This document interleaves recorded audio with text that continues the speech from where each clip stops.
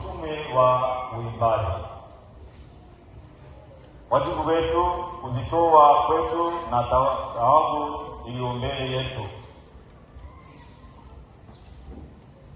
Ukisoma Zaburi 98 aya ya kwanza, imbieni Bwana wimbo mpya, kwa maana ametenda mambo ya ajabu.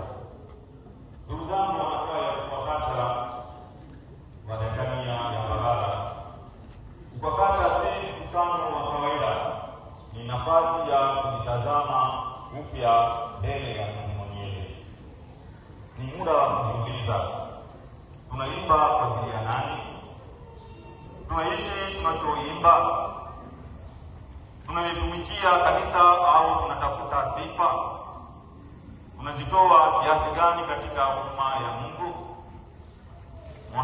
Mwanakwaya si mtu wa burudani tu, bali ni kumtumikia Mungu